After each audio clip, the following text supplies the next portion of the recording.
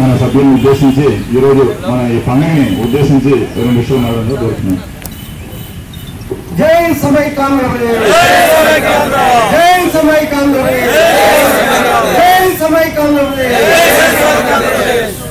ఈరోజు ప్రధానంగా మనం 50వ రోజు సమ్మేళనంగా దీన్ని ఒక పండుగగా భావిస్తూ చేయడం అనేది అసలు మన ఉద్యోగమే ఒక చరిత్రాత్మకమైంది.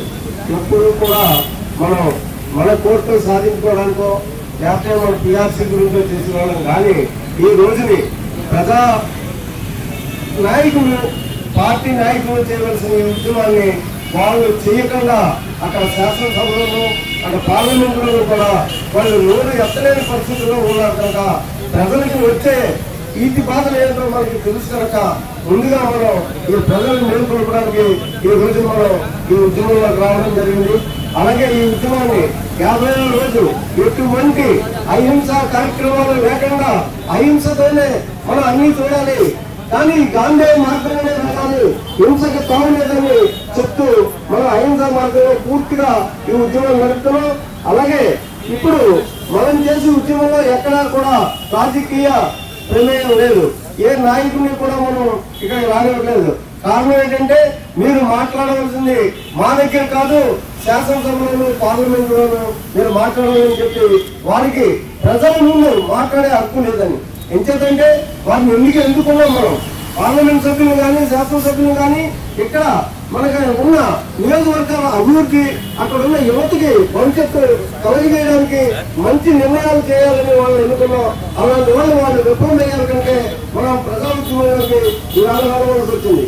అనేక పత్రికలు పోషిస్తే ఇది ప్రపంచ చరిత్రలో కమ్యూనిస్టులు కానీ ఇంకొకరు కానీ చేయని ఒక ప్రజా ఉద్యమం ఇలా ఆంధ్రప్రదేశ్ లో నడుస్తుందని అన్ని పత్రికలు కూడా ఇలా ఇంటర్నేషనల్ పత్రికలు కూడా రాస్తున్నాయి. ఏంటంటే ప్రజల యొక్క బాధల్ని అర్థం చేసుకుని వారి గురించి ఉద్యమం చేస్తున్నది ఆంధ్రప్రదేశ్ ఎన్జిఓ సంఘాలు మాత్రం ఇవాళ అందరూ కూడా ఈ మొత్తం దేశంలో ఉన్న అన్ని ఉద్యోగ సంఘాలు కూడా ఇవాళ గుర్తించాయి.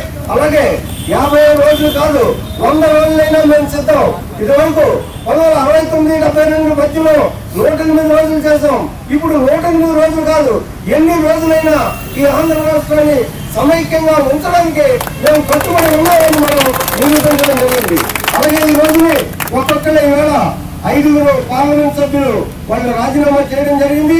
ఆ రాజీనామాలు పూర్తిగా కనుక ఆమోదిస్తే ఈ ప్రభుత్వం మైనార్టీలో పడి ప్రభుత్వం నడపడానికి వాళ్ళకి అవకాశం ఉన్నది కనుక వెంటనే వాళ్ళు అక్కడ ఉన్న లోక్సభ స్పీకర్ ని అమ్మ రేపు ఎల్లున్నా నువ్వు అర్జెంట్ గా నాకు ఏదో పని ఉందని చెప్పి ఢిల్లీ వదిలిపెట్టి పారిపోతున్నారు. ఎంచేతంటే వీళ్ళకి దమ్ము లేదు, వాళ్ళు ఢిల్లీ వట్టి పారిపోలేరు, మన దగ్గరికి వచ్చి సమాధానం చెప్పలేక నువ్వు ఆడకూతుని అమ్మ నువ్వు ఊరి నుంచి పారిపోవాలని చెప్పి ఆవిడని బయటికి పంపిస్తే మన వాళ్ళు ఆ వేళంతా పార్లమెంట్ సభ్యులు ఖచ్చితంగా అక్కడ ఉండి మా సభ్యత్వాలు మీరు రాజీనామా ఆమోదం చేయాలని వాళ్ళు పట్టుబట్టినా కూడా ఈ రోజు వరకు వాళ్ళు పట్టుబట్టలేదంటే ఖచ్చితంగా ఈ ప్రభుత్వం మైనార్టీలో ఉంది.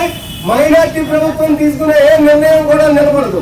అలాగే ఈ రోజు మనం పూర్తిగా 50 రోజుల పండుగ చేసుకుంటామంటే మనం పూర్తిగా ఈ ప్రభుత్వం మీద మనం నెగ్గాం, మన ఆదర్శం నెగ్గింది.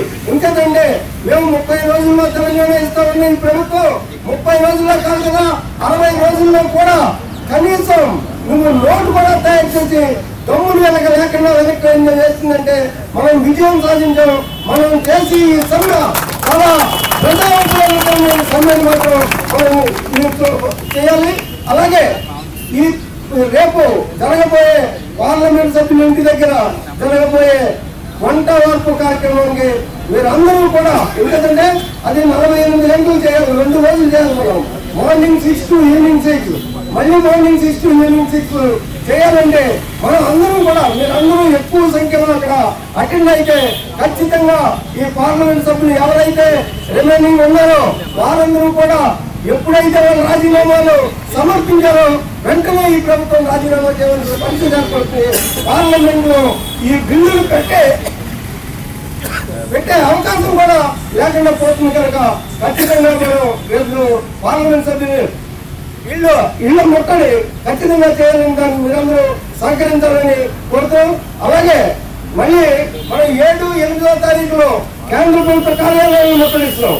కానీ మనం పొద్దున్నే 9 గంటలకి కేంద్ర ప్రభుత్వ కార్యాలయాలకు వెళ్తే ఖచ్చితంగా మనం అవన్నీ మూయించగలిగితే ఈ కేంద్ర ప్రభుత్వానికి ఖచ్చితంగా ఆర్థికంగా దెబ్బతలుతుంది. ఎందుకంటే దానికి ఉదాహరణ మనం మొట్టమొదటిగా ఒక రోజు మనం బ్యాంకులన్నీ మూయిస్తే చిదంబరం గారు ఆడ నోట్ ఒకటి ఫైనాన్స్ డిపార్ట్మెంట్ నోట్ తెప్పించుకుని అరే ఇంత ఇది ఉందా, ఇంత సీరియస్ గా ఉందా అని ఆయన ఆలోచనలో పడ్డాడు.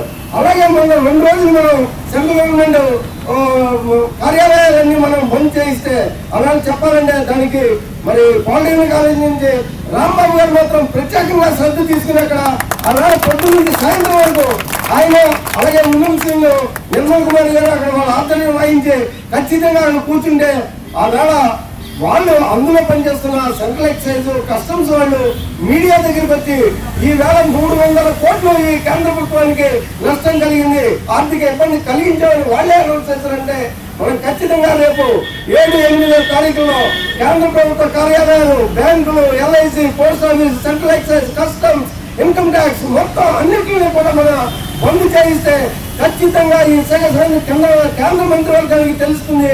ఖచ్చితంగా వెంటనే వచ్చి మేము ఆంధ్రప్రదేశ్ విడదీయట్లేదు, ఇది భౌగోళికంగా విడదీసే రాష్ట్రం కాదు అని వాళ్ళు ఖచ్చితంగా అనౌన్స్ చేసే ఉంటుందిగా, అనౌన్స్ చేయాలని పడుతుంది కనుక మీరు ఆ కార్యక్రమానికి స్వచ్ఛందంగా రావాలని కూడా మీ అందరికీ మనం చేస్తూ ఇప్పటికే కాలతీతమైంది. మీరు పొద్దు నుంచి నిరాహార